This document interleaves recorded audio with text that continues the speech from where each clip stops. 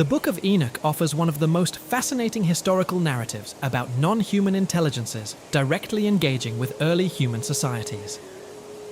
Composed around the 3rd century BCE, yet asserting that it preserves events from the time before the Great Flood, the text portrays the Watchers as a distinct order of celestial entities, originally assigned to quietly observe the evolution of humankind from their heavenly vantage point.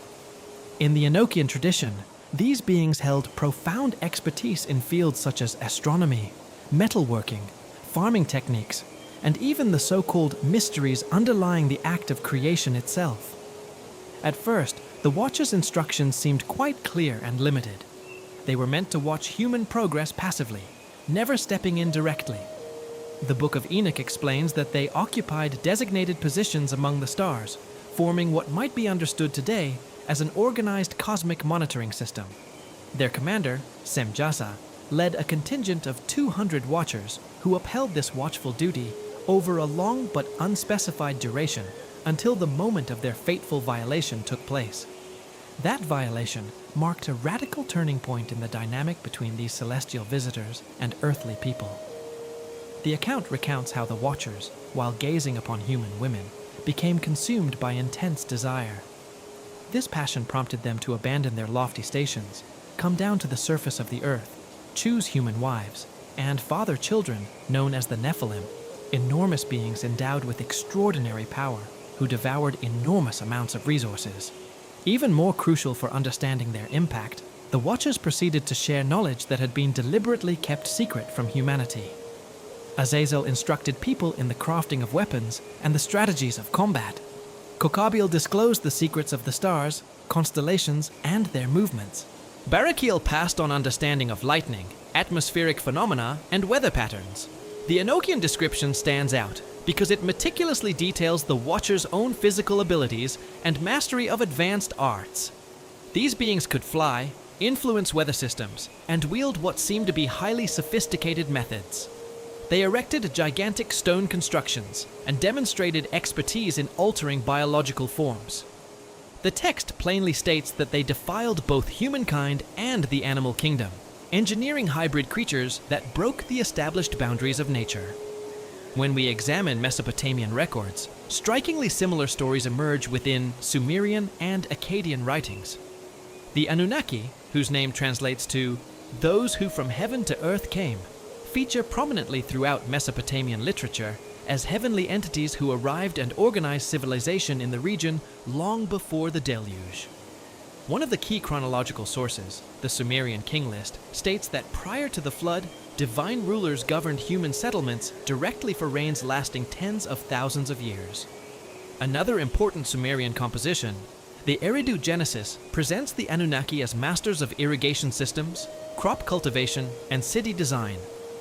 Excavations at places like Eridu, Uruk, and other early centers uncover remarkably advanced engineering works that seem to appear abruptly in the record with no obvious gradual stages leading up to them. The extraordinary accuracy of early Mesopotamian star observations, preserved in collections such as the MUL.APIN series, implies possession of data gathered across many millennia, far longer than the recorded span of Mesopotamian society itself. Another vital strand involves the Apkallu, or Seven Sages, who played a central role in accounts of pre-flood divine teaching. Berossus, a Babylonian scholar of the 3rd century BCE, portrayed these figures as amphibious creatures emerging from the Persian Gulf to impart the essential building blocks of civilized life. Surviving fragments of his work speak of their transmission of mathematics, celestial science, and architectural methods that fueled the swift rise of Mesopotamian cities. Especially noteworthy is the figure of Oannes, the foremost Apkallu. According to Berossus, he appeared by day to educate humans, yet returned each evening to the sea. Oannes is depicted with the lower body of a fish, combined with a human head and feet, able to speak clearly, and possessing complete mastery over every branch of learning and craftsmanship. This portrayal echoes later descriptions of the Watcher's capacity to adopt varying physical shapes. Egyptian records add yet another dimension through the idea of the Netjeru and the Shemsu Hor. The Turin King List, also called the Turin Royal Canon, one of the most comprehensive surviving Egyptian chronologies, begins not with mortal kings, but with a sequence of divine sovereigns who presided over Egypt across thousands of years before the first human dynasty arose. The Neteru, frequently rendered simply as gods, but better understood as divine powers or principles, are shown in Egyptian writings as entities equipped with both metaphysical authority and practical technological skill. Among the earliest religious documents on Earth, the pyramid texts characterize the Neteru as capable of soaring through the air, changing form, and directing the forces of nature. They wielded what the writings term divine flame, and moved freely between the earthly plane and celestial domains. The Shemsuhor, or followers of Horus, mark an intermediate era lying between outright divine governance and fully human kingship. Manetho, the Egyptian historian who assembled chronological records for Ptolemy II, reports that these semi-divine rulers governed Egypt for 13,420 years, following the Netjeru, yet preceding the first mortal dynasty founded by Menes. Pre-dynastic locations such as Hierakonpolis and Abydos display remarkably precise astronomical orientations and building methods that point toward possession of sophisticated mathematics and engineering expertise. Unlike the Mesopotamian emphasis on practical arts, the Egyptian narrative stresses alignment with cosmic harmony and deep stellar wisdom. The Netjeru are consistently linked in the texts to the rhythms of major stars, especially Sirius, Orion, and the circumpolar stars. The remarkable accuracy with which early Egyptian monuments and temples were oriented strongly implies access to centuries or even millennia of accumulated sky-watching data. When these various traditions are compared across cultures, Hindu, Greek, Celtic, and others, recurring motifs emerge that hint at shared cultural recollections of genuine historical occurrences rather than isolated mythic inventions. Hindu Puranas speak of the Devas as celestial entities equipped with vimanas, flying machines able to move through the atmosphere and even between planets. Both the Mahabharata and Ramayana contain vivid portrayals of aerial warfare waged by different groups of these beings, featuring armaments whose effects resemble descriptions of cutting-edge modern weaponry. Although the Vaimanika Shastra was assembled in comparatively recent centuries, it purports to safeguard ancient technical details about aircraft design, propulsion mechanisms, navigation instruments, and defensive features, elements that imply familiarity with sophisticated aerospace concepts, even if the text's antiquity remains disputed. Greek mythology remembers the Titans as mighty divine rulers who preceded the Olympians and instructed humanity in metallurgy, star lore, and control over natural elements. Hesiod's Theogony presents the Titans as colossal figures who shared arts and sciences with mortals before being overthrown by Zeus and his Olympian allies. The Titanomachy, the great war between Titans and Olympians, includes accounts of weaponry and battle methods that resemble stories found in other cultures about clashes among factions of divine entities. Celtic lore recounts the Tuatha De Danann, a race of divine beings who reached Ireland bearing 4 powerful magical treasures, along with profound expertise in druidic practices, metalworking, and combat. The Lebo-Gabala Aaron relates that upon arrival, these beings traveled in flying vessels, which they deliberately destroyed after landing, signaling an intention to settle permanently rather than merely visit. Excavations at Celtic locations uncover advanced astronomical layouts and construction skills that appear suddenly without evident developmental steps beforehand. The repeated presence of certain core themes across these widely separated cultures, advanced technological knowledge held by divine visitors, their role as teachers of human arts and sciences, internal conflicts among their factions, and their eventual withdrawal from open interaction, strongly suggests preservation of actual historical memories rather than purely imaginative storytelling. Across these traditions, physical descriptions of the beings show notable uniformity. Stature significantly taller than ordinary humans, ability to fly, possession of superior weapons and implements, and command over natural elements. The temporal placement of these events almost always falls in the pre-flood era, showing remarkable agreement among societies separated by vast distances. Determining whether these stories reflect genuine past events calls for careful consideration of both written sources and archaeological irregularities that might lend support to such interpretations. places like Göbekli Tepe in Turkey, featuring elaborate astronomical alignments and highly skilled stone craftsmanship dated to roughly 11,000 years ago, point toward the existence of sophisticated understanding during prehistoric times that conventional timelines of human progress find difficult to accommodate. The archaeological pattern is unmistakable. Beginning around 10,800 BCE, human societies underwent a sudden, profound shift that aligns closely with worldwide flood traditions preserved in virtually every major cultural lineage. When viewed together, these stories appear less like independent myths and more like collective recollections of a real planetary-scale disaster that permanently changed the relationship between the Watchers and humankind.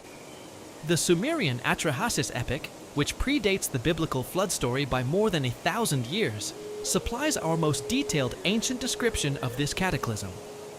According to the text, the Anunnaki, troubled by humanity's explosive population increase and the resulting clamor, resolved to diminish human numbers through escalating disasters that reached their climax in an immense deluge. What sets the Atrahasis apart is its precise technical information concerning the flood's length, the detailed specifications for the vessel of survival, and the exact sequence of atmospheric upheavals leading up to the inundation. The epic explains that Enlil, foremost among the Anunnaki, ultimately ordered the catastrophe after deliberation with fellow divine beings.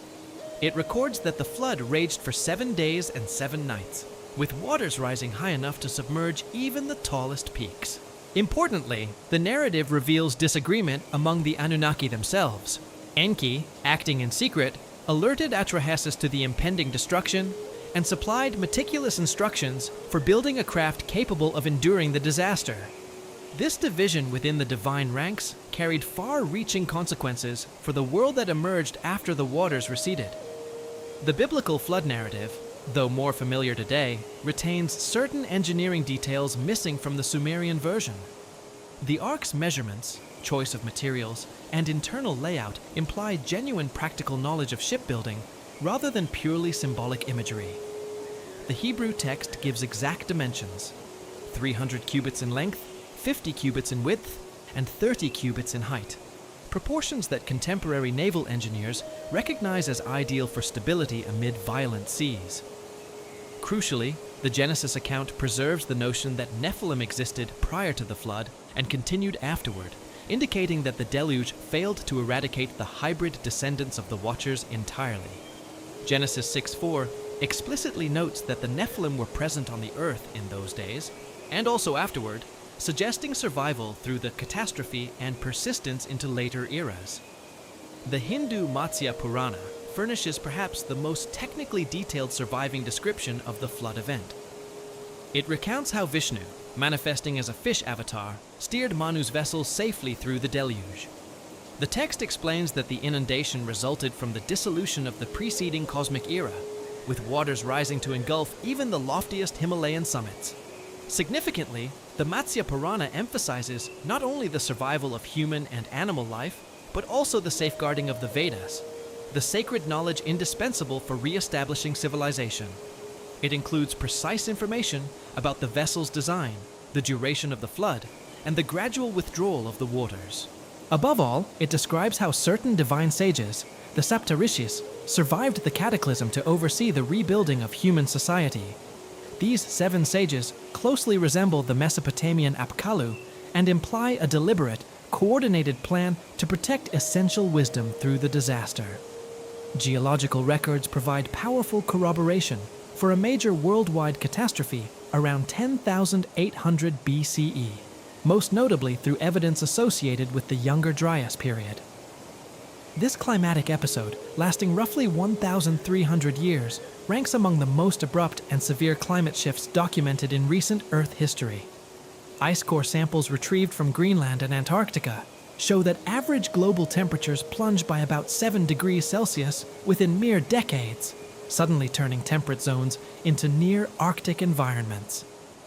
The Younger Dryas boundary layer, identified at numerous locations across North America, Europe, and Asia, contains markedly elevated concentrations of iridium, nanodiamonds, and magnetic spherules. Materials consistent with either a large extraterrestrial impact event or enormous volcanic eruptions.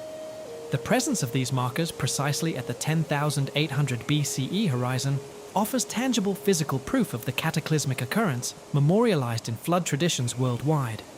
Especially telling are findings linked to the Younger Dryas impact hypothesis at sites such as Murray Springs in Arizona and Blackwater Draw in New Mexico. These places preserve black mat layers and charcoal deposits formed by widespread, intense wildfires directly tied to the abrupt extinction of North American megafauna and the disappearance of the Clovis culture. The rapidity of these extinctions, occurring within decades rather than over thousands of years, points toward a sudden, catastrophic trigger rather than gradual ecological change. The close correspondence between this geological evidence and the almost immediate appearance of sophisticated Neolithic cultures right after the Younger Dryas period constitutes one of archaeology's most perplexing enigmas. Sites like Göbekli Tepe, Karahan Tepe, and Nevelachori in southeastern Turkey showcase fully developed astronomical understanding, masterful stoneworking, and intricate symbolic systems that emerge in the record apparently without preceding stages. At Göbekli Tepe, enormous T-shaped pillars, some exceeding 15 tons, were quarried, moved, and raised using methods that conventional archaeology finds hard to attribute to hunter-gatherer groups. The site's deliberate astronomical alignments follow precessional cycles spanning many thousands of years, implying possession of observational records accumulated across periods vastly longer than the known habitation history of the area. The carved imagery on the pillars, animals, abstract geometric designs, humanoid forms, bears close resemblance to iconography discovered at distant locations separated by thousands of years, suggesting either direct cultural exchange or inheritance from a shared ancestral knowledge base that endured the Younger Dryas upheaval. The Enochian description of the Watchers' punishment supplies essential clues about how the catastrophe altered the fate of these beings. The text relates that archangels Michael, Gabriel, Raphael, and Uriel were commanded to bind the rebellious Watchers and eliminate their hybrid progeny. Azazel was shackled hand and foot and cast into a pit of darkness in the desert region of Dudael, while Semjeza and his companions were imprisoned deep beneath the ground until the time of final judgment. The punishment account includes precise particulars about the manner of confinement. The Watchers were secured with chains forged of iron and bronze, covered under massive piles of rock, and held in places where fire burns continuously day and night. Such descriptions imply not merely metaphysical penalty, but actual physical incarceration at specific terrestrial sites that may correspond to real geographic locations. The Enochian flood narrative further explains that the bound Watchers witnessed the annihilation of their offspring and the society they had helped shape. The deluge served dual purposes, cleansing the earth of corruption and halting any further meddling by the Watchers in human affairs. Notably, although the Watchers themselves remained imprisoned, their accumulated knowledge stayed available to those humans who possessed the means to retrieve it. Striking parallels exist between this Enochian punishment story and the Greek Titanomachy. Hesiod's Theogony recounts how Zeus and the Olympians waged a 10-year cosmic war against the Titans, ultimately defeating them and casting the losers into Tartarus, a deep abyss described as lying as far beneath Hades as heaven rises above the earth. The weapons deployed in that conflict, thunderbolts, earthquakes, violent atmospheric disturbances, closely mirror the environmental disasters detailed in global flood traditions. The Theogony also preserves the idea that certain titans, most notably Prometheus, continued assisting humanity even after defeat. The myth of Prometheus stealing divine fire and bestowing it upon mortals symbolizes the survival of celestial knowledge, despite the punishment of its original holders, a concept that aligns closely with the Enochian notion that Watcher teachings remained accessible through various channels. Hindu texts similarly record cosmic struggles between Devas and Asuras in the Puranas. These narratives describe vast wars among divine factions, with the vanquished Asuras banished to subterranean realms, yet retaining their wisdom and continuing to exert influence over earthly matters from their places of confinement. The Mahabharata's account of the Kurukshetra war features descriptions of Vimanas conducting aerial combat, weapons capable of annihilating entire armies, and protective systems able to deflect incoming assaults. Although frequently classified as pure myth, the technical specificity and cross-textual consistency of these accounts suggest they may encode memories of real conflicts involving advanced technology. The transmission of Watcher knowledge via mystery schools constitutes one of the most enduring legacies of the post-catastrophe era. The Egyptian figure of Thoth, the divine scribe who safeguarded sacred wisdom through the flood, mirrors comparable preservers found in other traditions who bridge the antediluvian and post-flood worlds. Across cultures, classes of sages consistently appear as custodians of pre-flood learning who guided emerging human societies. The Mesopotamian Apkallu, the Egyptian Shemsu-Hor, the Hindu Septarishis, and the Celtic Druids all functioned as teachers and intermediaries, carrying advanced knowledge from divine origins into the human sphere. Mystery schools in Egypt, Greece, and elsewhere operated as storehouses for this inherited wisdom. The Egyptian Perank, House of Life, the Greek Eleusinian mysteries, and Orphic traditions all claim to safeguard teachings from the age of the gods. Initiation rites in these systems regularly involved symbolic death followed by rebirth, likely reenacting the Great Catastrophe and subsequent renewal. Excavations at locations such as the Osirian at Abydos, the subterranean chambers beneath the Giza Sphinx, and the precision-cut megaliths of Sacsayhuaman in Peru demonstrate that highly advanced construction methods survived the deluge and were applied in post-flood monumental projects. These sites exhibit engineering proficiency that surpasses standard explanations for their respective historical periods and implies continuity of specialized technical expertise. The abrupt emergence of sophisticated astronomical understanding in cultures immediately following the Younger Dryas further supports the idea that pre-catastrophe learning was deliberately preserved. The Mayan long count calendar, the Egyptian civil calendar, and Hindu cosmic cycles all display mathematical and observational refinement that points toward inheritance from earlier sources rather than independent invention. The cataclysm that ended the Watchers' overt dominion over humanity did not lead to their total eradication. Diverse sources indicate that substantial numbers of these entities, together with their hybrid descendants and loyal human followers, survived the deluge through various concealment and escape strategies. The question of where these survivors withdrew has fascinated investigators for generations, with research uncovering multiple refuge approaches that likely allowed their continued existence beyond the reach of mainstream human society. Vast underground complexes stand out as among the best documented survival methods utilized by the Watchers and their adherents. The enormous subterranean city of Derinkuyu in Turkey's Cappadocia region offers strong evidence of advanced pre-flood engineering that permitted large groups to endure extended periods below ground. Carved directly from soft volcanic tuff, this multi-level city descends 18 stories deep and could house roughly 20,000 people, along with livestock and substantial food reserves. Derinkuyu's construction displays engineering sophistication far beyond what conventional archaeology assigns to its presumed builders. The complex incorporates an elaborate ventilation network comprising more than 15,000 vertical shafts that ensure steady airflow across every level, intricate water collection systems drawing from underground aquifers, and defensive elements such as enormous rolling stone doors weighing several tons apiece. Deeper chambers feature large communal spaces beneath vaulted ceilings nearly 10 meters high, dimensions suggesting design for beings considerably taller than average humans. Radiocarbon dating of organic remains recovered inside places' initial construction around 8000 BCE, squarely within the post-Younger Dryas timeframe, when catastrophe survivors would have been establishing secure retreats. The site reveals signs of continuous use and gradual enlargement over millennia, with differing architectural styles visible in successive sections, an indication that original builders possessed superior knowledge that later generations only partially maintained. The hypogeum of Hal Saflieni on Malta provides an even more enigmatic instance of prehistoric subterranean architecture. This three-level underground labyrinth, hewn entirely from limestone bedrock, exhibits remarkable acoustic properties indicating deep understanding of sound engineering. Within the so-called oracle room, resonant frequencies selectively amplify lower male voices while suppressing higher tones, producing an effect ancient witnesses likened to the speech of gods. Excavations at the hypogem uncovered skeletal remains of more than 7,000 individuals, many displaying distinctive cranial traits such as pronounced elongation and increased cranial volume.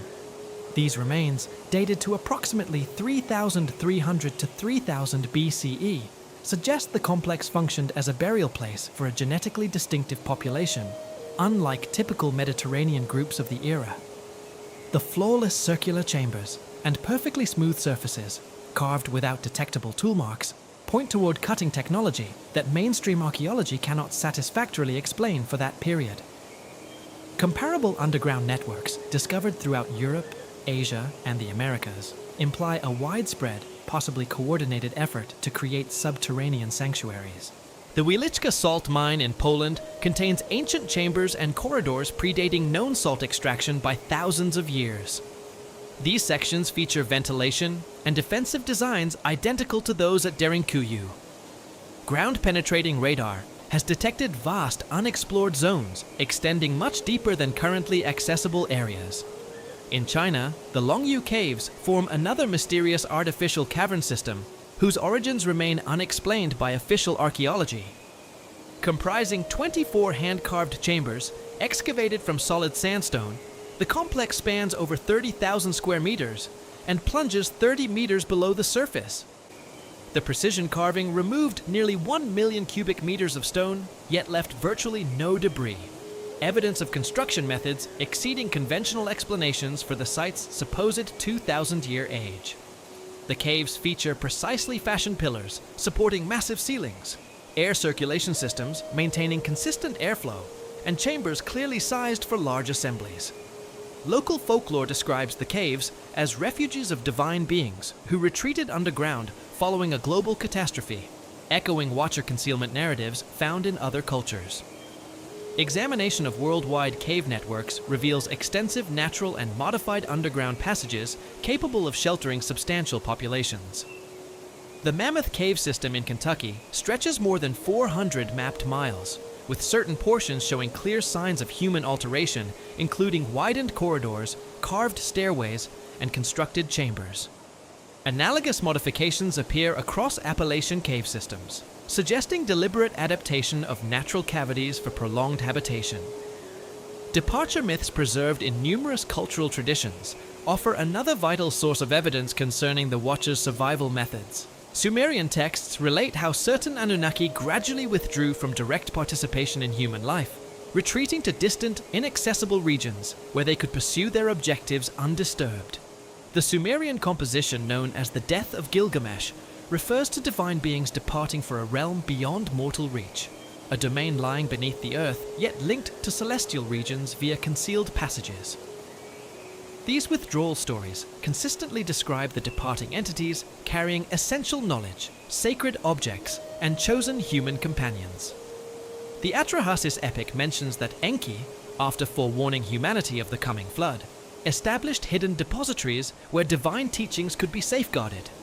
The text locates these repositories in places where earth and sky converge and waters ascend, possibly alluding to specific geographic features with unusual geological properties.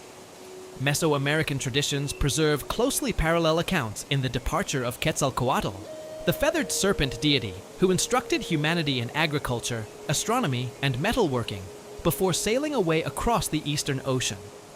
Aztec records specify that Quetzalcoatl vowed to return at the close of a particular calendrical cycle, implying his absence was temporary. More importantly, the narrative explains that he founded concealed schools where select disciples continued studying divine sciences in his absence. The Mayan Popol Vuh contains similar tales of divine instructors, known as the First Fathers, who departed after teaching various arts and sciences. These beings established sacred sites where their knowledge could be preserved and accessed only by properly initiated individuals. The text locates these hidden places where the sun dies and is reborn, likely referring to specific astronomical alignments marking entry points to knowledge repositories. Celtic lore speaks of the Tuatha De Danann, retreating to the Sidhe, parallel underground realms existing alongside the everyday world, yet reachable only through particular places and ceremonial practices. The Lebor Gabala Eren recounts how these divine beings, after defeat by mortal forces, withdrew into hollow hills and subterranean palaces where they persist beyond ordinary human perception. Archaeological work at sites traditionally linked to the Sidon has uncovered artificial chambers and passages suggesting real physical locations underlying the mythological descriptions. The uniformity of departure myths across distant cultures strongly implies preservation of actual historical events rather than independent mythic creations. Recurring features include divine beings withdrawing to concealed locations, creation of secret knowledge archives, selection of human disciples to preserve contact with hidden teachers, and assurances of eventual return when circumstances permit. Isolated geographic refuges constitute yet another category of potential Watcher survival sites deserving serious attention. The Himalayan region, owing to its extreme elevation, severe climate, and challenging access, has long been connected with concealed communities of enlightened or advanced beings. Tibetan traditions describe Shambhala as a hidden kingdom where enlightened masters safeguard primordial wisdom while remaining invisible to the outside world. The Kalachakra Tantra, among Buddhism's most esoteric scriptures, supplies detailed information about Shambhala's geographic position, internal organization, and inhabitants. According to this text, the kingdom lies in a valley encircled by snow-covered peaks and can be reached only via secret passes known exclusively to initiated guides. Shambhala's rulers are said to command advanced understanding of astronomy, mathematics, and transformative sciences, abilities that closely parallel Watcher knowledge described elsewhere. Modern expeditions into remote Himalayan areas have occasionally reported findings that appear to corroborate traditional accounts. The 1933 British expedition under Frank Smythe documented artificial stone structures at extraordinarily high altitudes, seemingly predating known human occupation of the region. These included precisely cut platforms, stairways leading to otherwise inaccessible cliffs, and apparent ventilation shafts vanishing into solid rock. Local guides consistently refused to approach these places, asserting they belonged to ancient Old Ones who preceded ordinary humanity. Theories concerning Antarctic refugees have attracted interest through examination of the Piri race map and related cartographic anomalies. Drawn in 1513, the Piri race map depicts remarkably accurate details of Antarctica's ice-free coastline, information that should have been unobtainable given the continent's icebound condition for millennia. Modern seismic profiling has confirmed the map's precision, suggesting access to ancient source maps compiled when Antarctica's shores were exposed. Ottoman Turkish annotations on the map refer to the land of ancient kings and the dwelling place of those who came before the flood. These notes, together with the map's otherwise inexplicable accuracy, imply that Piri race drew upon far older materials, preserving pre-flood geographic knowledge. The significance of possible Antarctic refuges grows when considered alongside contemporary discoveries of subglacial lakes and geothermal zones capable of sustaining life beneath thick ice sheets. Operation High Jump, the 1946 to 1947 U.S. Navy expedition to Antarctica, commanded by Admiral Richard Byrd, yielded findings that remain partly classified. Declassified reports mention ice-free zones containing evidence of prior habitation, including apparent artificial structures and cave systems. Byrd's private diary, published long after his death, refers to encounters with advanced aircraft of unknown origin and meetings with beings claiming to represent inhabitants of inner realms.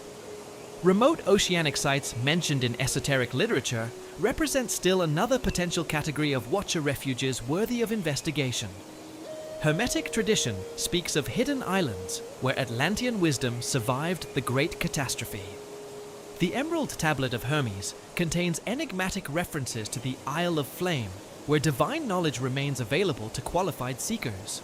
Medieval alchemical writings elaborate on these ideas, describing oceanic locations where children of wisdom maintain libraries and laboratories isolated from ordinary humanity. The persistent legend of the island of Brazil, appearing on European charts for centuries despite never being conclusively located, may preserve memory of genuine refuges founded by Watcher survivors. Cartographic studies show Brazil consistently positioned in the North Atlantic near coordinates aligning with the Mid-Atlantic Ridge, a geological feature featuring numerous underwater peaks and potentially habitable landmasses. Irish and Scottish folklore describe High Brazil as the dwelling place of divine beings who occasionally interact with mortals, yet generally remain concealed from view. Dimensional and vibrational theories drawn from Hermetic and Kabbalistic traditions offer perhaps the most intricate explanation for the Watcher's survival and ongoing concealment. These esoteric frameworks portray reality as composed of multiple overlapping planes or vibrational levels, with advanced beings capable of shifting frequencies to evade detection by entities anchored in lower states of perception. The Hermetic axiom, as above, so below, posits that the physical world constitutes merely one layer within a multidimensional cosmos. Within this model, the Watcher's punishment and subsequent hiding may have involved confinement to particular dimensional strata, rather than strictly physical places. Such an arrangement would account for their persistent influence upon human affairs, despite apparent absence from ordinary sensory experience. Kabbalistic writings describe the Qliphoth, shadow realms existing parallel to the divine emanations of the Tree of Life. These texts suggest that fallen celestial entities inhabit these inverted planes, from which they continue affecting material existence through subtle means. The Zohar refers specifically to the kings of Edom, who governed before proper divine order was established, beings confined rather than annihilated, awaiting opportunities to reassert control. The notion of vibrational frequency as a concealment mechanism recurs across esoteric systems. Tibetan Buddhist literature describes accomplished practitioners shifting consciousness to alternate planes, becoming imperceptible to ordinary observers while remaining physically present. Comparable ideas appear in Hindu teachings about the Siddhas, perfected beings able to exist simultaneously across multiple levels of reality. Contemporary quantum physics supplies theoretical parallels to these ancient concepts.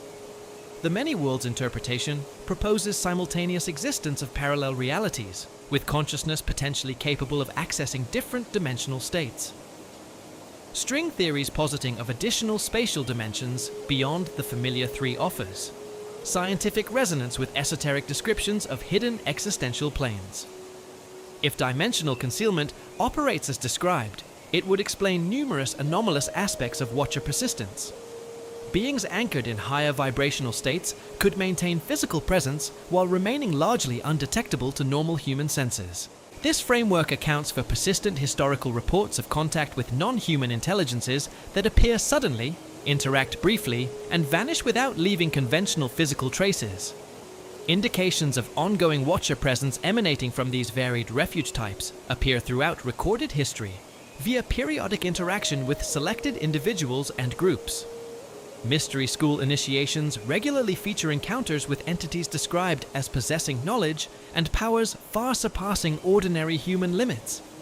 Such contacts typically occur in secluded settings, underground chambers, remote mountain retreats, or during states of altered consciousness that may facilitate cross-dimensional communication. The founding of major knowledge repositories throughout antiquity, the Library of Alexandria, the House of Wisdom in Baghdad, and comparable institutions, suggests continuous efforts to preserve and transmit Watcher teachings through human intermediaries. Sudden appearances of advanced scientific and mathematical concepts in diverse cultures frequently coincide with reports of divine inspiration or guidance from concealed teachers, implying persistent direction from hidden sources. The catastrophe that forced the Watchers into concealment created an urgent crisis for safeguarding their accumulated wisdom. Unlike modern data storage technologies, ancient knowledge depended upon living transmission through trained human custodians capable of preserving both technical precision and spiritual depth. The Egyptian priesthood developed perhaps the most elaborate of these preservation systems, encoding Watcher teachings within religious writings, monumental architecture, and multi-stage initiation rites that endured for thousands of years.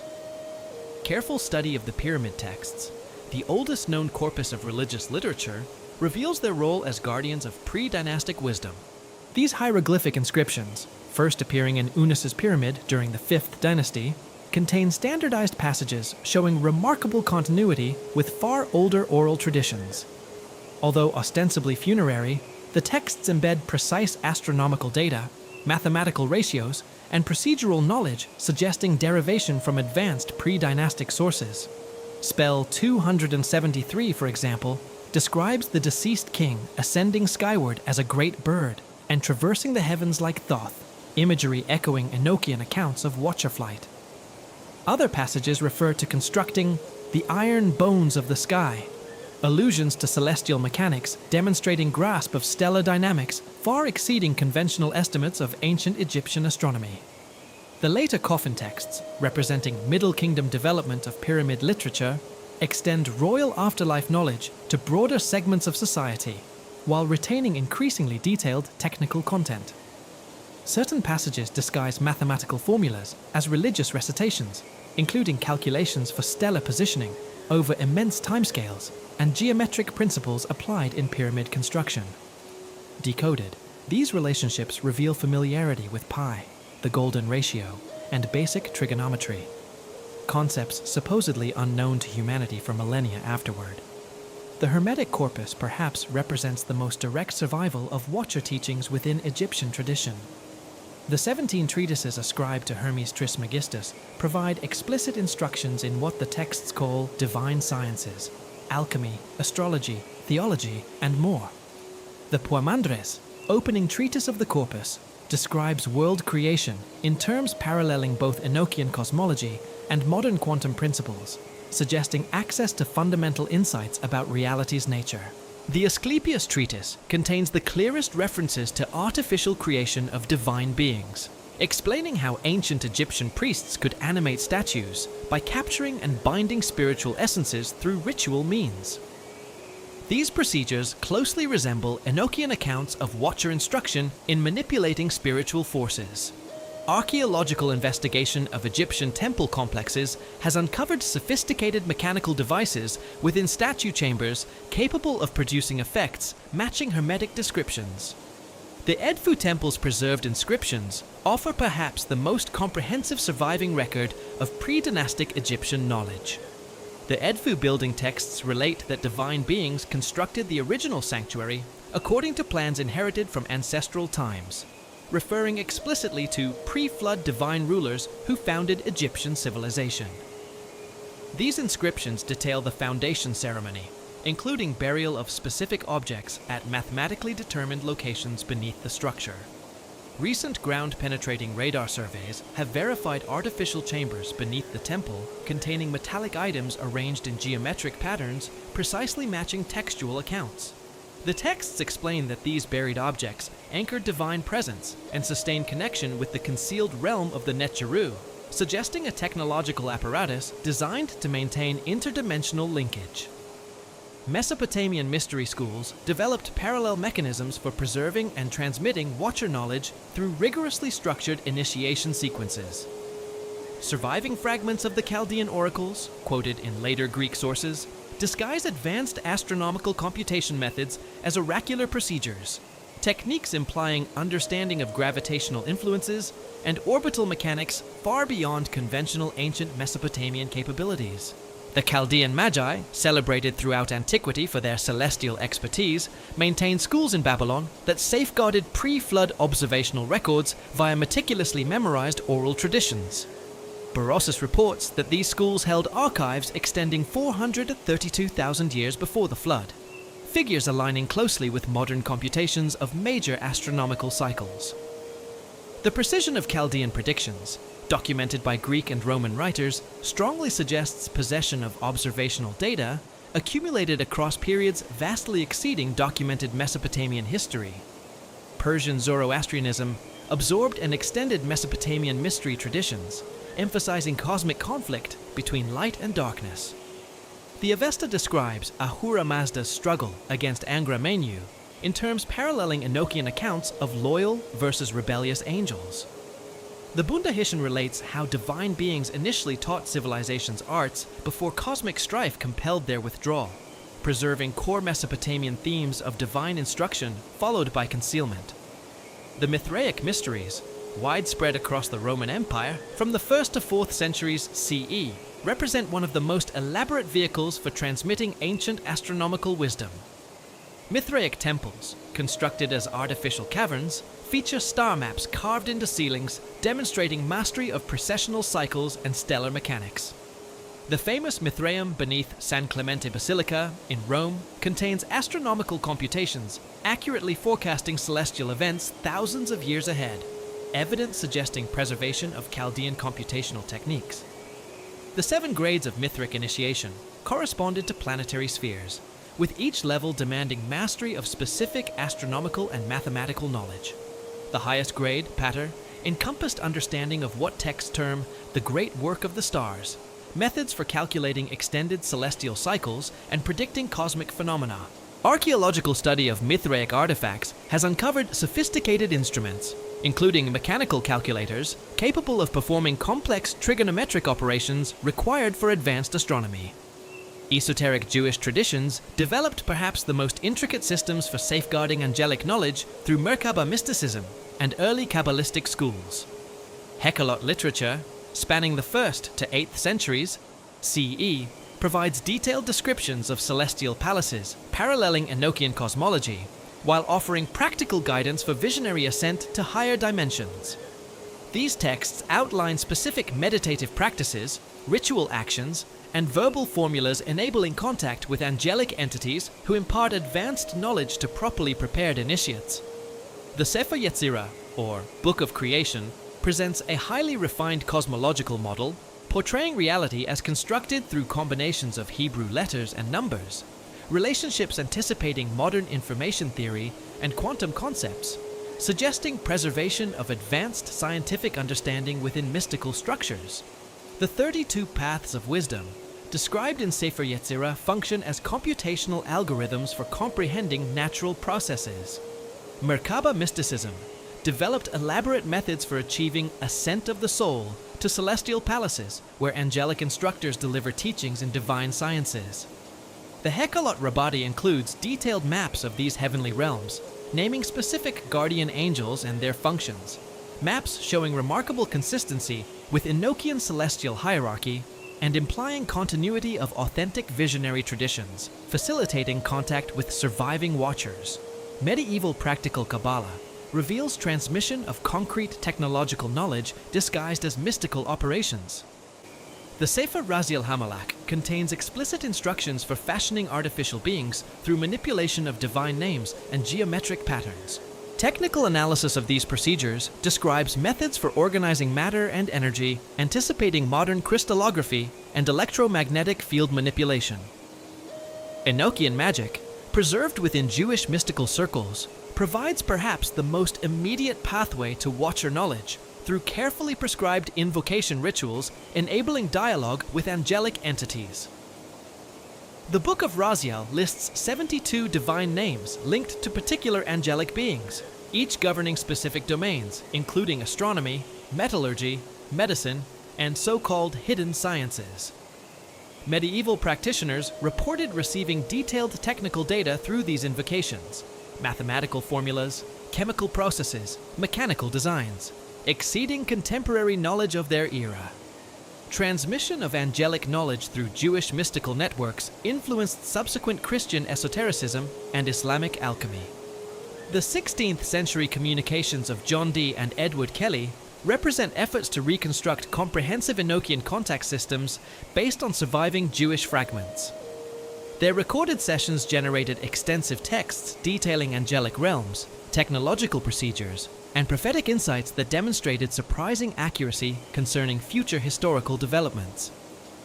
Gnostic schools flourishing from the 1st to 4th centuries CE functioned as sophisticated preservation networks claiming direct descent from pre-Christian mystery traditions. The Nag Hammadi Library, discovered in Egypt in 1945, unveils complex Gnostic cosmological systems describing multiple existential levels inhabited by various classes of divine entities. These writings preserve accounts of divine knowledge transmitted to humanity by rebellious archons opposing the demiurge's authoritarian rule. Narratives clearly paralleling Enochian stories of Watcher instruction. The Gospel of the Egyptians outlines technical procedures for attaining gnosis, direct experiential knowledge of divine reality, through meditative techniques enabling consciousness to transcend ordinary dimensional constraints. These methods describe shifting awareness between planes of existence, capabilities mirroring ancient accounts of advanced beings moving freely among physical and spiritual realms. The text provides detailed guidance for constructing the body of light, a subtle vehicle allowing consciousness to operate independently of material form. The Apocryphon of John presents an elaborate cosmological model, portraying reality as cascading emanations from an ultimate transcendent source, with each level occupied by beings possessing varying degrees of knowledge and authority. This structure offers a conceptual framework explaining how Watcher knowledge could persist and spread across dimensional planes, with human initiates serving as conduits between mundane existence and higher realities. Hermetic traditions emerging during the Hellenistic period synthesized Egyptian, Mesopotamian, and Greek preservation systems into comprehensive schools dedicated to transmitting divine wisdom. Although a modern revival, the Hermetic Order of the Golden Dawn preserves ancient initiation protocols, enabling contact with what the tradition terms secret chiefs, advanced intelligences providing instruction in divine sciences to qualified students. The Hermetic principle of correspondence supplies the theoretical basis for understanding transmission of knowledge from higher dimensions into physical reality via carefully constructed symbolic systems. Hermetic writings describe specific techniques for crafting talismans, geometric forms, and verbal formulas serving as communication conduits for receiving information from elevated sources. Archaeological examination of ancient Hermetic artifacts reveals sophisticated grasp of crystalline properties, electromagnetic phenomena, and acoustic resonance enabling practical application of these theoretical principles.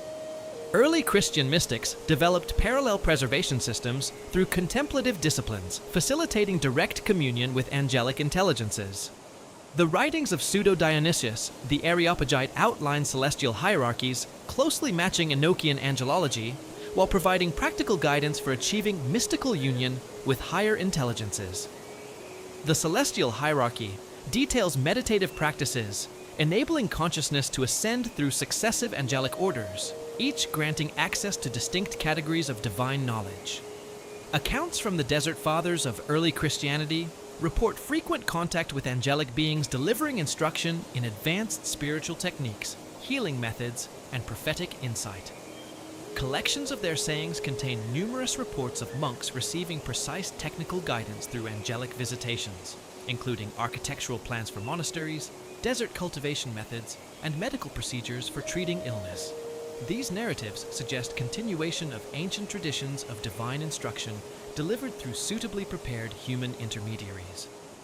The influence of these preservation networks extended throughout classical antiquity via establishment of schools and libraries, maintaining both textual traditions and practical techniques necessary for accessing divine knowledge.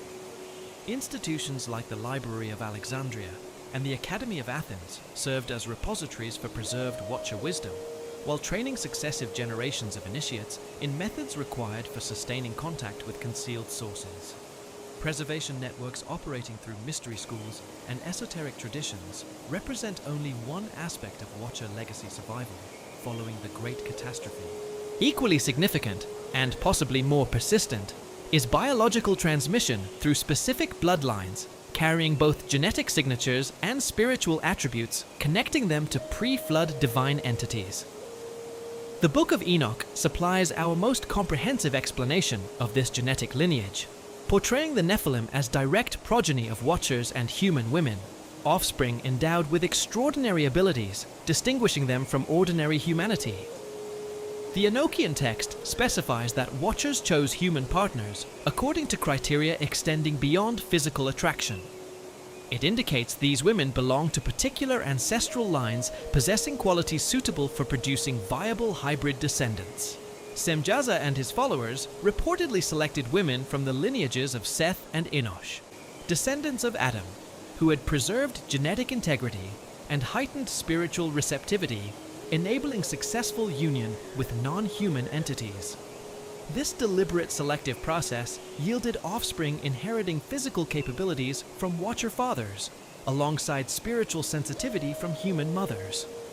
The Genesis account in 6:1-4 corroborates the existence of these hybrids both before and after the flood, stating explicitly that Nephilim were present in those days and also afterward, when the sons of God came in unto the daughters of men, and they bare children to them. This passage confirms genetic continuity across the deluge. Numbers 13:33 provides further evidence, relating how Israelite scouts encountered giants in Canaan identified as descendants of Anak, who came from the Nephilim, establishing clear lineage linking pre-flood and post-flood populations. Biblical and apocryphal sources attribute to the Nephilim exceptional height, prodigious strength, and distinctive cranial features, setting them apart from typical humans.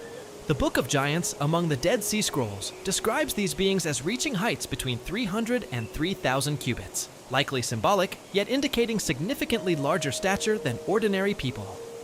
Archaeological discoveries of elongated skulls and oversized skeletal remains at sites worldwide offer tangible evidence that populations exhibiting these unusual traits existed in antiquity. Paracas skulls unearthed in Peru provide perhaps the most striking physical proof of genetically distinct ancient groups. Dating from roughly 800 BCE to 100 CE, these elongated crania exhibit cranial capacities up to 25% greater than typical human skulls and display structural anomalies inconsistent with artificial deformation practices. Genetic analysis performed by researchers, including Brian Forster, identified mitochondrial DNA sequences unmatched in any known modern human population, suggesting these individuals belong to a separate lineage, potentially representing Nephilim descendants.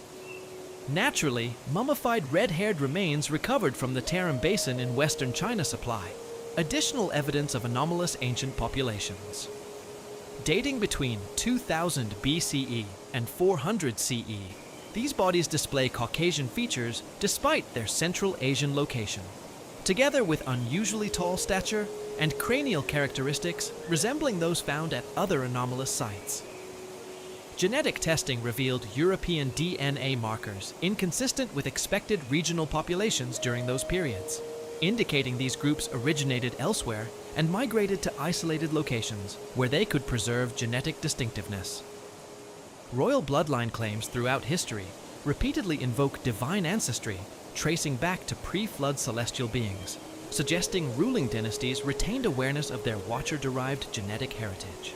Egyptian pharaonic tradition explicitly asserted descent from the Necheru, with each ruler regarded as an earthly incarnation of divine entities who governed Egypt before human kingship. Pharaonic bloodlines were deliberately maintained through specific marriage customs, often sibling unions, designed to concentrate inherited divine traits while preventing dilution through external mixing. The concept of divine kingship in Egypt extended beyond metaphor to encompass actual genetic transmission of supernatural attributes.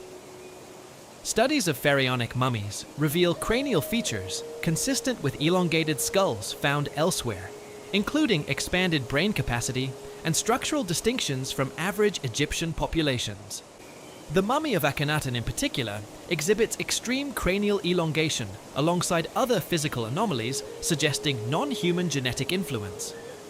Mesopotamian royal ideology similarly claimed divine descent through the institution of the Lugal, great man, who mediated between gods and humans. The Sumerian king list records extraordinarily long reigns for early rulers, lifespans measured in thousands of years, implying inheritance of Watcher longevity. Excavations of royal tombs at Ur reveal skeletal remains displaying significantly larger cranial volume and unusual bone density compared with subjects, physical evidence supporting claims of divine ancestry. The Epic of Gilgamesh describes its hero as 2/3 divine and 1/3 human, a genetic proportion suggesting intentional breeding programs concentrating celestial traits while retaining sufficient human qualities for earthly governance. Gilgamesh is portrayed possessing superhuman strength, extended lifespan, and direct communication with divine beings, attributes mirroring biblical Nephilim descriptions. Archaeological work at Uruk has uncovered architectural features suggesting the city accommodated beings considerably taller than average humans, supporting textual references to giant rulers. European notions of divine right kingship evolved from earlier traditions claiming direct descent from Golden Age divine beings. The Merovingian dynasty of France preserved genealogies tracing lineage to divine sea kings endowed with supernatural abilities, including healing, prophecy, and communication with otherworldly entities. Medieval chronicles describe Merovingian monarchs as displaying distinctive physical traits, unusual eye colors, extended lifespans, cranial features necessitating specially crafted crowns, setting them apart from ordinary subjects. The Habsburg dynasty's characteristic facial morphology, maintained through centuries of strategic marriage alliances, illustrates deliberate preservation of genetic markers, distinguishing royal lines from common populations. The pronounced Habsburg jaw represents a consistently transmitted trait preserved through careful breeding practices. Historical records attribute to Habsburg rulers exceptional cognitive abilities, eidetic memory, advanced mathematical aptitude, and what contemporaries termed divine inspiration in governance. Celtic royal traditions likewise asserted divine descent through the concept of Tuatha De Danann bloodlines, continuing into human dynasties after divine withdrawal from direct rule. Irish genealogical records trace high kings back to Nuada of the Silver Hand and other divine figures possessing supernatural weaponry and powers. The Lebor Gabala Eren explains how these divine lineages were perpetuated through specific marriage customs, preserving genetic characteristics, including red hair, green eyes, and unusual stature distinguishing royal families from commoners. Modern genetic research into ancient populations has uncovered migration patterns and markers, supporting traditional narratives of bloodline inheritance from unusual sources. Haplogroup analysis identifies lineages appearing abruptly in the archaeological record without clear ancestral predecessors, suggesting admixture with genetically distinct groups absent from contemporary human populations. The R1b haplogroup, widespread across Western Europe during the Bronze Age, exhibits characteristics distinguishing it from earlier groups and correlates with dissemination of megalithic architecture and advanced metallurgy. The Cohen modal haplotype, identified among Jewish populations, claiming descent from biblical priesthood traces to a single male ancestor approximately 3,000 years ago. This genetic signature persists worldwide among Jewish communities, despite millennia of geographic separation, evidence of deliberate preservation of specific bloodline traits through religious marriage practices. The CMH aligns with traditions assigning the Levitical priesthood role as intermediaries between divine and human realms, a function paralleling ancient accounts of Watcher knowledge transmission through designated lineages. Anomalous ancient DNA findings reveal sequences inconsistent with known human populations or standard evolutionary pathways. The Denisovan genome, reconstructed from fragmentary remains in Siberian caves, contains genetic material suggesting interbreeding with unknown populations possessing markedly different characteristics from modern humans. Denisovan DNA traces in contemporary populations across Asia and Oceania indicate survival and incorporation of these lineages through ancient intermarriage. Recent studies of Neolithic European populations detect genetic markers appearing suddenly without evident ancestral sources. These markers coincide with emergence of megalithic construction, advanced astronomical knowledge, and metallurgical expertise, exceeding conventional estimates of Neolithic technological capacity. Concentration of these genetic signatures among populations linked to ancient wisdom traditions suggests possible connection between genetic inheritance and retention of exceptional capabilities. Mitochondrial DNA research identifies lineages tracing to small founder groups, displaying unusual genetic characteristics diverging from typical human evolutionary trajectories. Although mitochondrial Eve explains common maternal ancestry for modern humans, certain lineages appear to derive from sources inconsistent with known evolutionary history. These anomalous maternal lines occur most frequently among groups preserving mystery traditions and claims of divine descent. Esoteric teachings provide conceptual models for understanding transmission of non-physical traits associated with Watcher bloodlines across generations. The Hermetic principle of correspondence posits that genetic inheritance functions concurrently on biological and metaphysical planes, with DNA serving as carrier for both material and spiritual information. This framework explains how descendants of Watcher lineages might inherit not only physical attributes, but also psychic capacities, spiritual sensitivity, and access to higher dimensional knowledge, distinguishing them from average humanity. The notion of soul groups recurs across esoteric traditions as explanation for maintaining spiritual characteristics through successive incarnations within particular bloodlines. Tibetan Buddhist doctrine describes advanced souls deliberately selecting rebirth within family lineages, providing necessary genetic and environmental conditions for continued spiritual evolution. The Tulku system, identifying reincarnated lamas, applies this principle practically, with spiritual authorities employing both genetic lineage and psychic indicators to recognize individuals carrying consciousness of previous teachers. Hindu Gotra traditions maintain that certain families bear genetic and karmic inheritance from divine origins, manifesting as spiritual abilities and access to elevated knowledge. The original Brahmin caste system functioned to safeguard these bloodlines and associated capabilities through strict marriage practices, preventing dilution of inherited traits. Traditional texts explain how specific Gotras trace ancestry to the Saptarishis, divine sages who survived cosmic dissolution and re-established civilization, paralleling accounts of Watcher survival and lineage continuation in other cultures. Kabbalistic teachings describe Gilgul, soul reincarnation, operating predominantly within particular family lines, carrying both genetic and spiritual inheritance from celestial sources.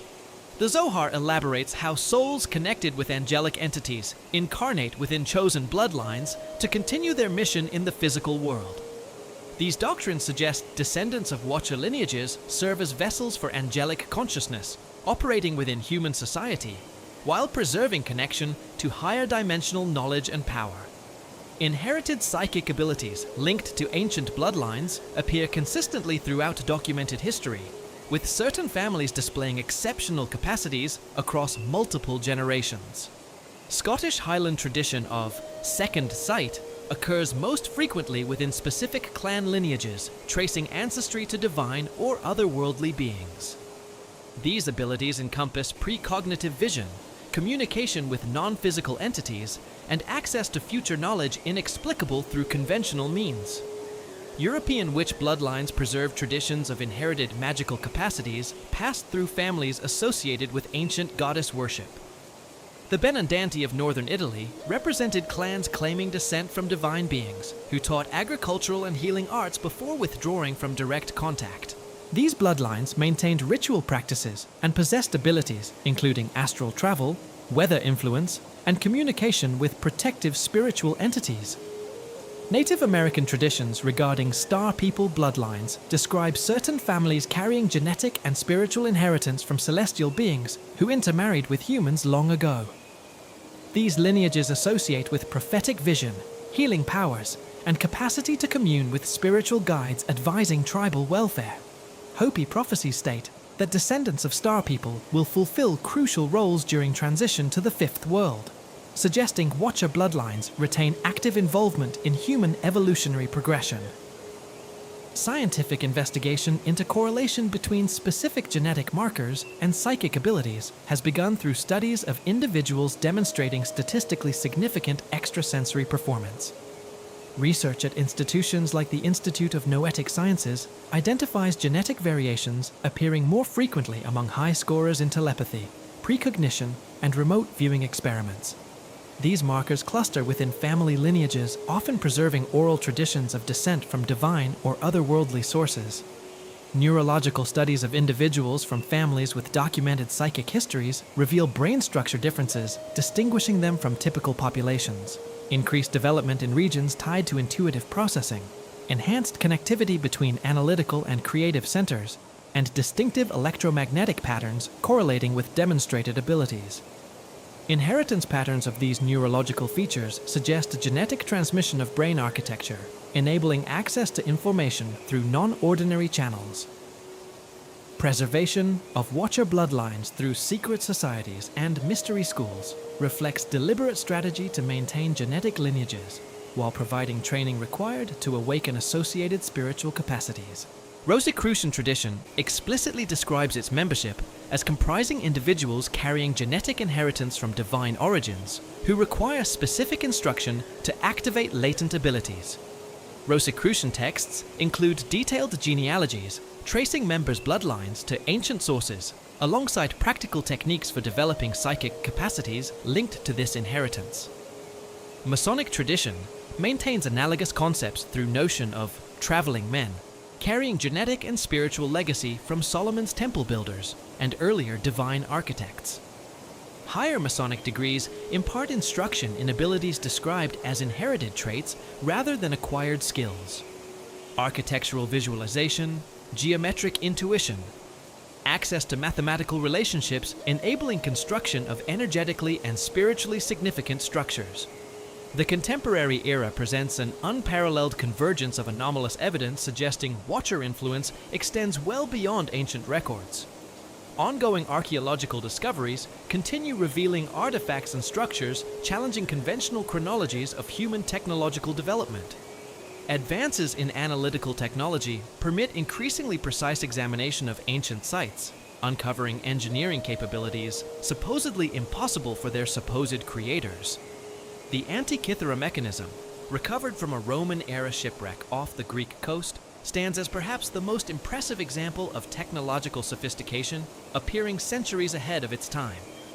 Dating to approximately 100 BCE, this bronze device incorporates gear trains and differential mechanisms, enabling calculation of astronomical positions with precision rivaling modern computational ephemerides. Recent computed tomography scanning and three-dimensional modeling have exposed internal components demonstrating understanding of planetary orbits, lunar phases, and eclipse prediction, requiring observational data gathered across thousands of years. The mechanism integrates knowledge of the Metonic cycle, Callippic cycle, and Saros cycle, astronomical periods necessitating prolonged observation and sophisticated mathematical treatment far exceeding conventional attributions to ancient Greek science. Precision of its bronze gearing, teeth cut to tolerances measured in fractions of a millimeter, indicates manufacturing processes seemingly requiring modern machine tools. The device's capacity to forecast positions of Mercury, Venus, Mars, Jupiter, and Saturn over extended intervals demands comprehension of elliptical orbits and gravitational perturbations supposedly unknown until Kepler's 17th century work. Corrections for lunar irregularities account for elliptical orbit and varying angular velocity, calculations requiring mathematical sophistication not officially developed until medieval Islamic astronomy. The Antikythera mechanism's complexity strongly implies access to astronomical knowledge preserved from considerably earlier sources, possibly tracing to observational traditions attributed to the Watchers. The Nazca lines in Peru constitute another major archaeological enigma, defying conventional explanations of ancient capability.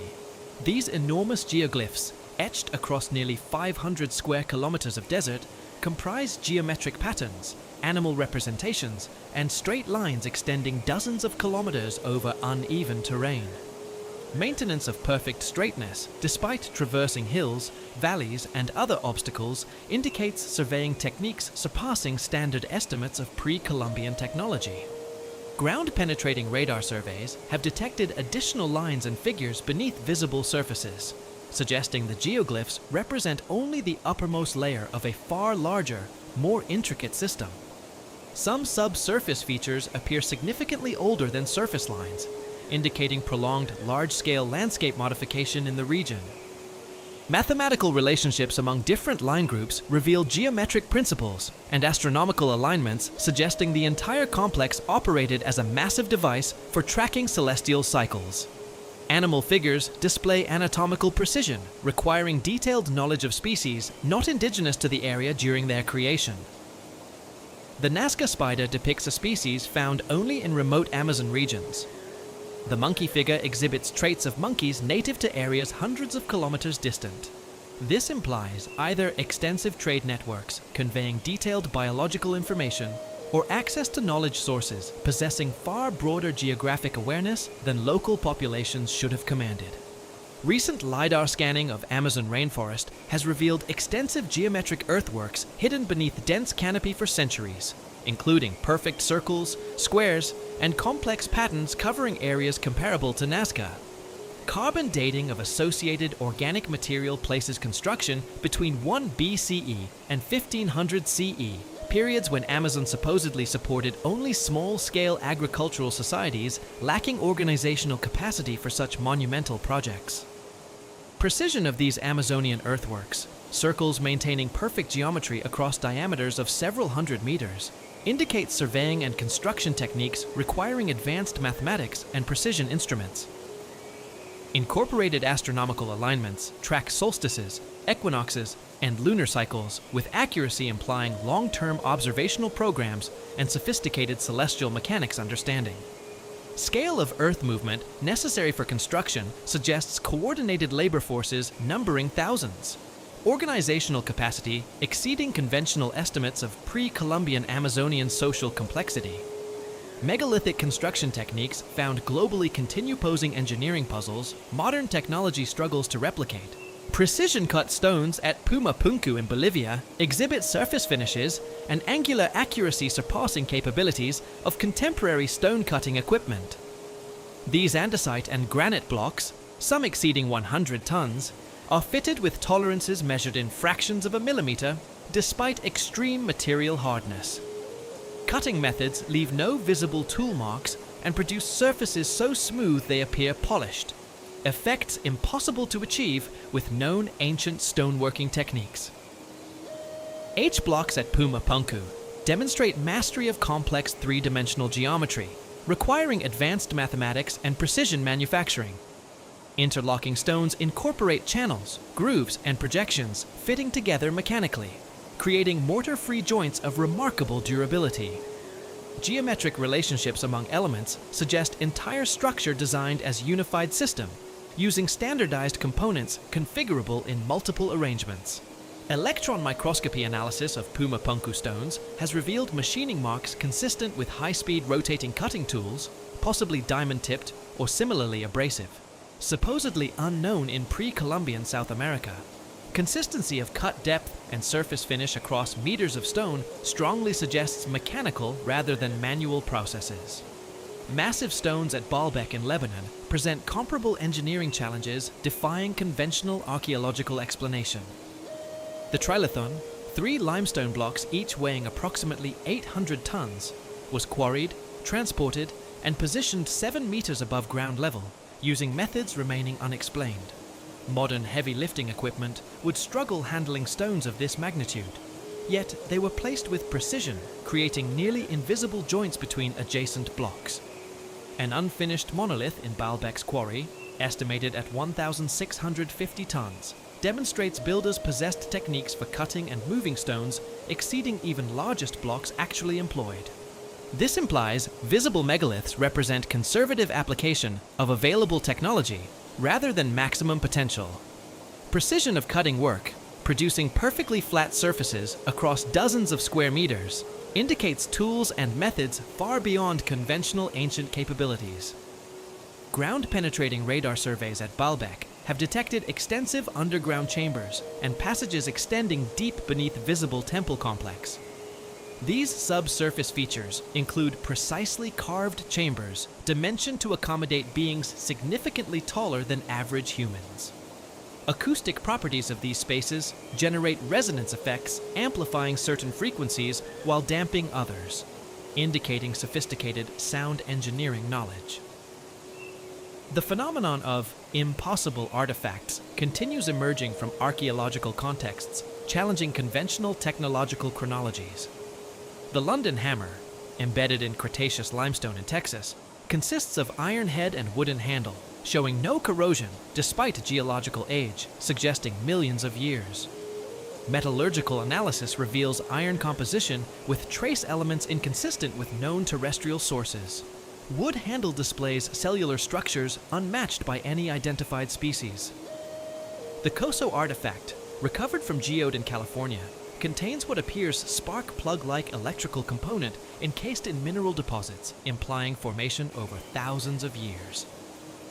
X-ray examination reveals internal metallic core, ceramic insulator, and spring mechanism resembling modern electrical parts, yet exhibiting construction techniques differing from contemporary manufacturing.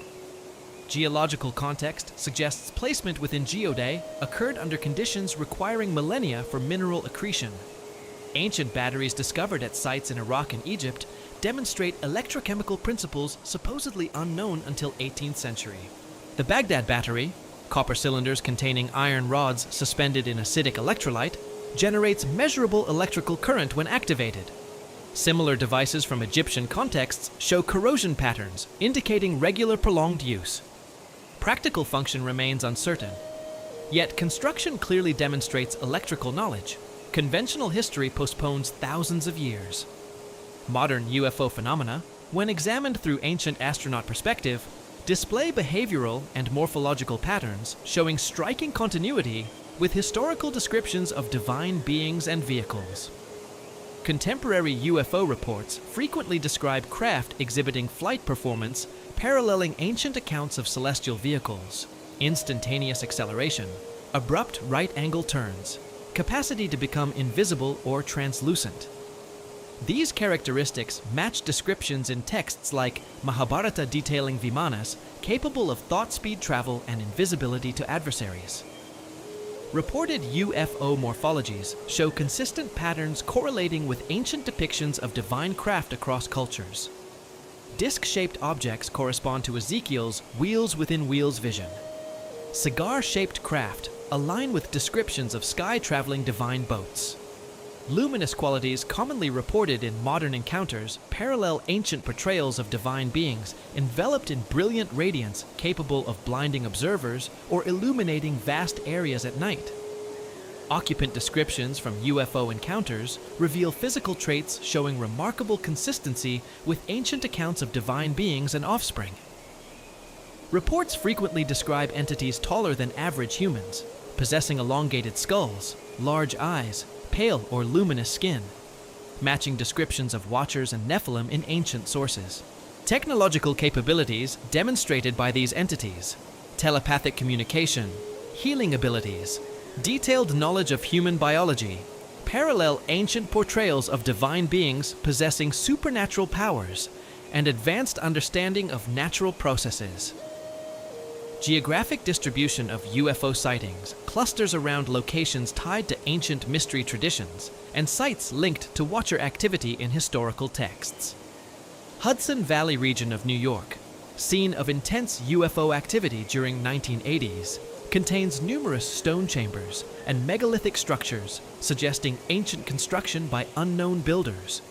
Hessdalen Valley in Norway experiences recurrent, unexplained aerial phenomena correlating with ancient stone circles and burial mounds displaying astronomical alignments consistent with advanced celestial knowledge. Military encounters with unidentified aerial phenomena have generated documentation revealing technological capabilities far exceeding known human aerospace engineering.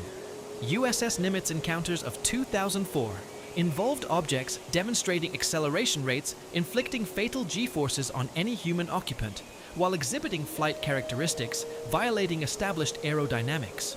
Objects displayed apparent awareness of military assets, suggesting intelligence collection capacity, while demonstrating technological superiority, enabling evasion of advanced tracking systems. Rendlesham Forest incident of 1980 involved multiple military witnesses reporting contact with entities possessing advanced technology and exhibiting detailed knowledge of nuclear weaponry. Beings encountered communicated telepathically and provided accurate information concerning future events, capabilities paralleling ancient accounts of divine beings possessing prophetic insight and direct mind-to-mind communication. Physical traces from encounter, including radiation anomalies, ground impressions, electromagnetic effects, persist at site decades later. Contemporary channeled communications claiming contact with ancient entities require careful evaluation for consistency with historical sources and credibility assessment. The Law of One Material, channeled through Carla Ruckert, beginning 1981, presents detailed cosmological framework showing remarkable alignment with ancient Hermetic and Gnostic teachings concerning reality structure and role of advanced beings in human evolution. Communications describe confederation of advanced civilizations monitoring human development over millennia, entities closely corresponding to ancient descriptions of divine councils governing earthly affairs.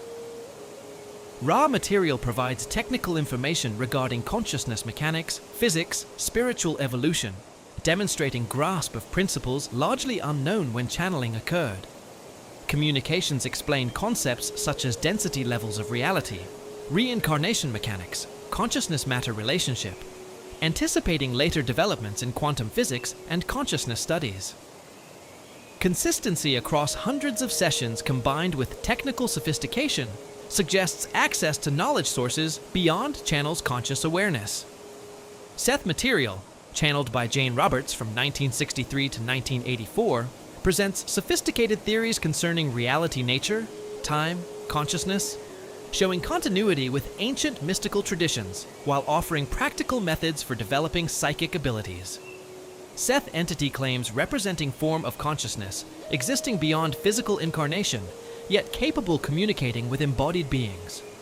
Provided information includes detailed explanations how consciousness shapes physical reality through belief systems and expectation patterns, concepts paralleling ancient teachings concerning divine will manifesting material conditions. Contemporary communications from entities claiming surviving watcher status provide specific historical details verifiable against archaeological and textual evidence. Cassiopeian material, channeled through Laura Knight-Jadczyk since 1994, offers detailed accounts of ancient civilizations, catastrophic events, activities of advanced beings throughout human history. Communications specify locations concealing ancient technology, suppressed historical events, ongoing activities of surviving non-human intelligences influencing human development. Credibility of channeled communications requires assessment through multiple criteria: internal coherence, accuracy of verifiable data, correlation with independent sources. Most credible channeled materials demonstrate extended consistency, provide accurate information concerning historical events and natural phenomena, present sophisticated philosophical/technical concepts exceeding channel's known knowledge. These communications frequently describe continuing contact between human individuals/groups and advanced beings claiming continuation of ancient divine-human relationships detailed in historical texts. Modern mystery school traditions and secret societies assert direct lineage from ancient watcher teachings through carefully preserved initiation protocols and symbolic systems. Hermetic Order of Golden Dawn, established late 19th century, claims safeguarding authentic magical traditions tracing to ancient Egyptian and Hebrew sources. Order's curriculum includes detailed instruction in Enochian magic, Kabbalistic philosophy, ceremonial procedures enabling contact with angelic beings, providing advanced knowledge to properly prepared initiates. Golden Dawn grade system corresponds to Tree of Life structure, described in Kabbalistic texts, with each level requiring mastery of specific knowledge and demonstration of practical abilities, paralleling ancient mystery school initiation. Highest grades involve direct contact with secret chiefs, advanced beings guiding order development and providing instruction in advanced magical techniques. Members attaining these grades report experiences matching ancient descriptions of divine instruction, including visionary encounters with luminous beings possessing vast knowledge and supernatural abilities. Rosicrucian organizations preserve traditions concerning survival of ancient wisdom through secret transmission lines, safeguarding watcher knowledge through religious persecution and cultural upheaval.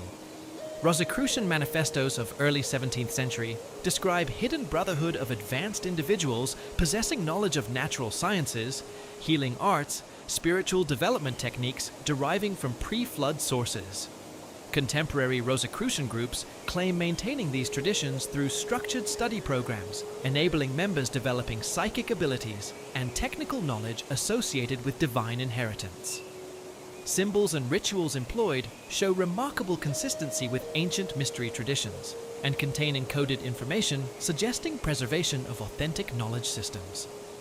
Masonic symbolism incorporates geometric patterns, architectural elements, astronomical relationships paralleling ancient temple construction, and mystery school initiation procedures. Higher Masonic degrees impart instruction in concepts/techniques, claiming derivation from Solomon's temple builders, and earlier divine architects possessing advanced sacred geometry and construction knowledge. Ordo Templi Orientis and related thelemic organizations maintain traditions concerning contact with preternatural intelligences, through specific ritual procedures, enabling communication with entities claiming representation of ancient divine beings. Received Communications of Aleister Crowley in 1904, known as Liber A. L. Vel Legis, present detailed information concerning consciousness nature, magical techniques, future historical developments, demonstrating knowledge beyond normal human capabilities. Entity describes itself representing forces guiding human evolution since antiquity, providing specific instructions, developing abilities enabling direct contact with guiding intelligences. Contemporary practitioners of these traditions report experiences paralleling ancient accounts of divine contact, including encounters with luminous beings providing advanced knowledge, healing abilities exceeding normal human capacity, access to future information proving accurate upon verification. Techniques employed show consistency with ancient magical procedures described in texts like Greek magical papyri, Key of Solomon, similar grimoires claiming preservation of authentic methods for contacting divine beings. Persistence of these traditions across centuries of cultural change and religious persecution suggests maintenance of genuine knowledge sources, continuing providing practical benefits to serious practitioners.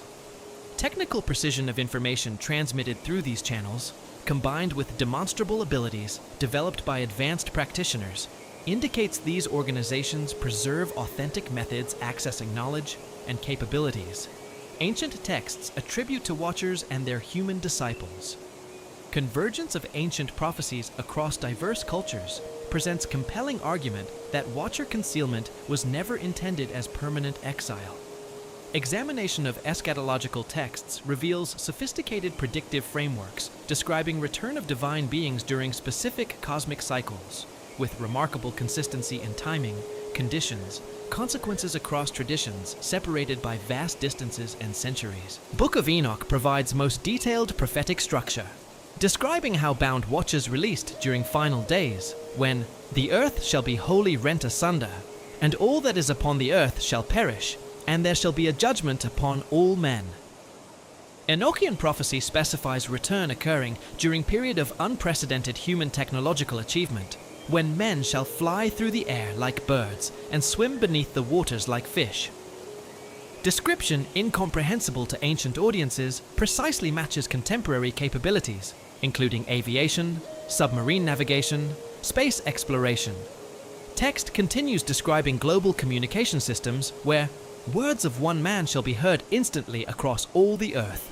Clear anticipation of modern telecommunications and internet enabling instantaneous worldwide information exchange.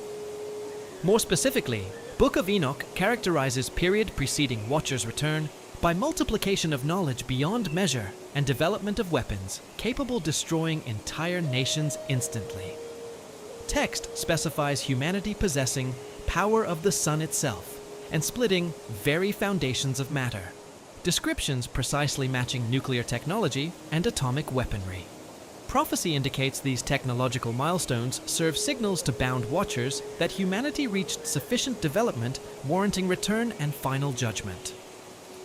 Enochian account describes return involving multiple phases, beginning with release of watchers from subterranean prisons, culminating in establishment of new cosmic order.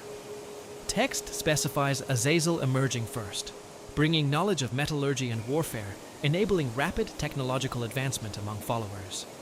Semjaza and remaining bound watchers follow, each contributing specialized knowledge toward reconstruction of pre-flood civilization under direct guidance. Hindu prophetic traditions concerning Kalki Avatar present parallel predictions describing return of divine beings during final phase of Kali Yuga, when human civilization reaches lowest spiritual point while achieving highest technological capability. Vishnu Purana describes Kalki appearing when kings will become robbers and robbers will become kings.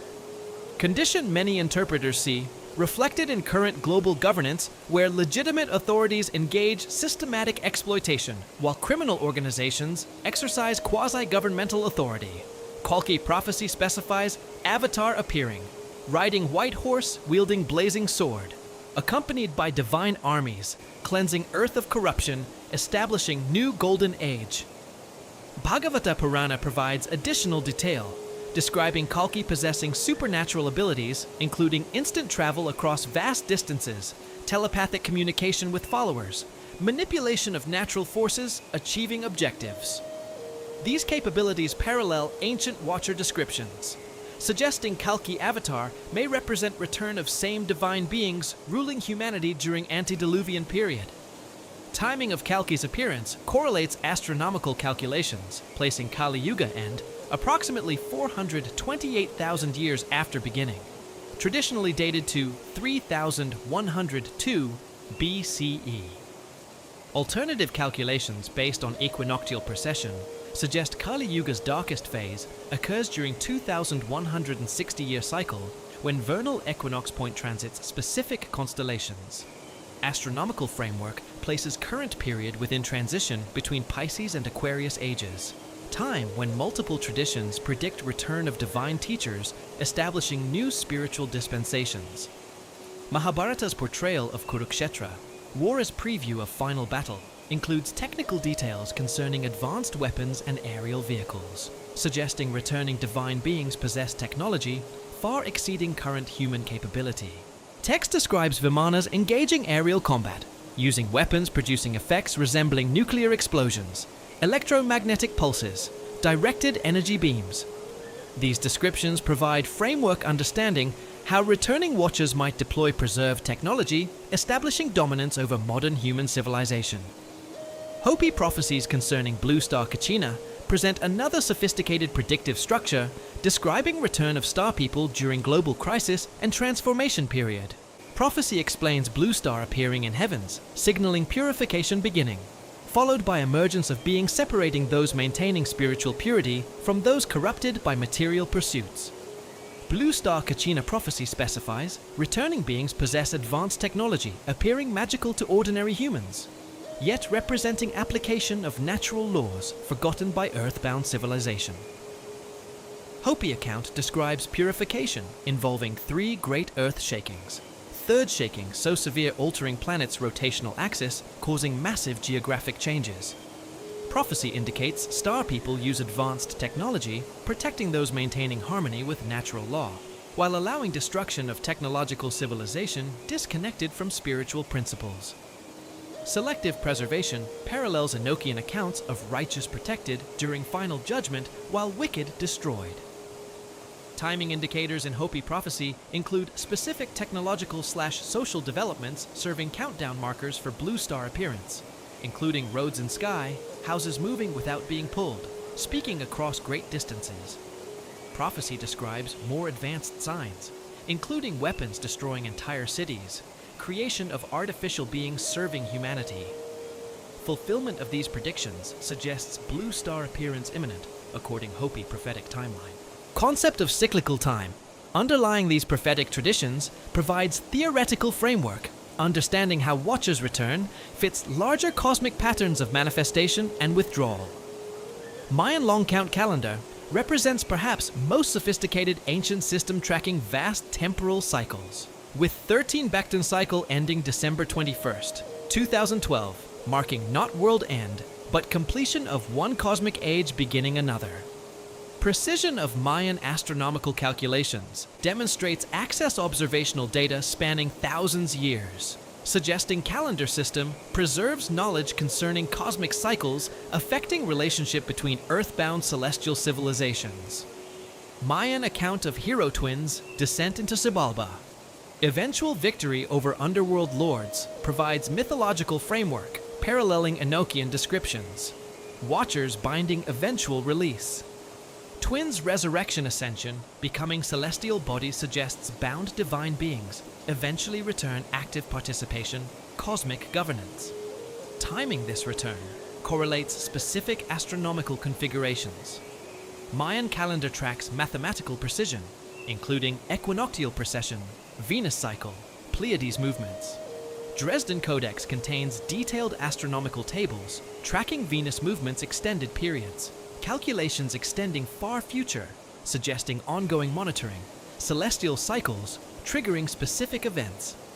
Venus tables include correction factors, accounting planets' irregular orbital characteristics. demonstrating mathematical sophistication, enabling accurate prediction celestial events thousands years advance. Correlation Venus cycles descriptions. Quetzalcoatl's promised return suggests Mayan astronomers possessed knowledge timing divine beings' return. Active involvement human affairs. Hindu cosmic cycles through Yuga system provide another framework understanding divine return timing. Traditional calculation places current Kali Yuga lasting 432,000 years, with humanity experiencing darkest period characterized spiritual ignorance, moral corruption, technological advancement without wisdom. Alternative interpretations based astronomical cycles suggest yugas correspond precessional periods, approximately 26,000 years, with subcycles correlating specific astronomical configurations. Surya Siddhanta, one most ancient accurate astronomical texts, contains calculations tracking precessional cycles, precision rivaling modern astronomical software. Text describes different yugas corresponding vernal equinox position relative specific star groups, with yuga transitions marked catastrophic events resetting human civilization. Current transition.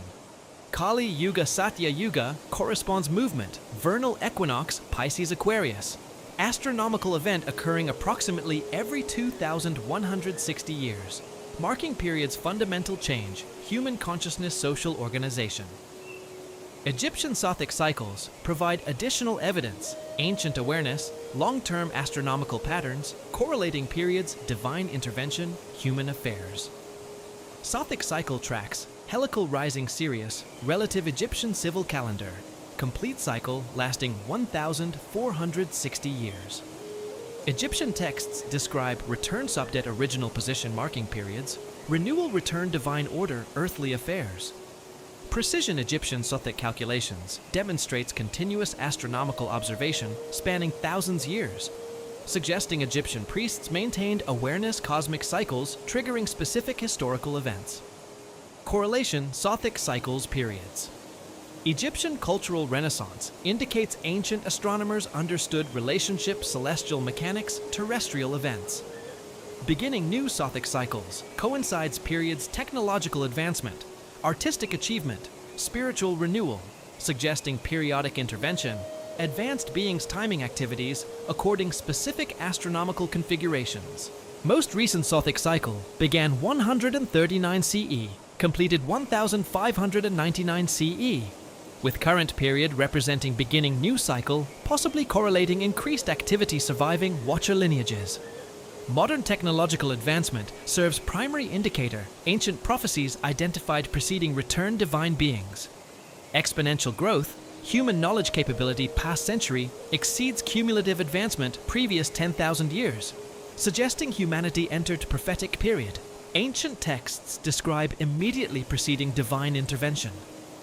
Development nuclear weapons, space travel, genetic engineering, artificial intelligence represents fulfillment.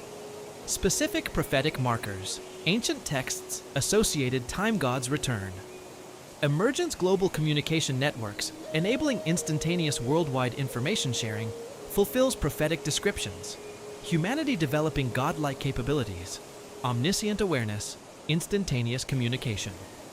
Internet satellite communication systems create technological nervous system paralleling ancient descriptions. Divine consciousness simultaneously monitoring all earthly activities. Social media platforms enable individual humans communicate millions others instantly. Capabilities ancient texts described characteristic divine beings addressing vast populations simultaneously. Genetic engineering biotechnology developments represent modern fulfillment. Ancient accounts describing Watchers teaching humans manipulate fundamental life processes. Ability modify DNA. Create hybrid organisms, potentially extend human lifespan, indefinitely parallels Enochian descriptions. Watchers corrupting natural genetic patterns through forbidden knowledge. Current development, human genetic enhancement technologies suggests humanity approaching same-level biological manipulation, characterizing antediluvian period triggered divine intervention. Artificial intelligence development represents perhaps most significant indicator humanity reached technological threshold described ancient prophecies. Creation. Artificial beings possessing human-like intelligence decision-making capabilities fulfills ancient descriptions. Humanity attempting create life through technological means. Rapid advancement AI systems toward superintelligence suggests humanity approaching capability create beings exceeding human intelligence. Development ancient texts describe one final signs preceding divine return. Global consciousness shifts documented sociological research indicate increasing numbers.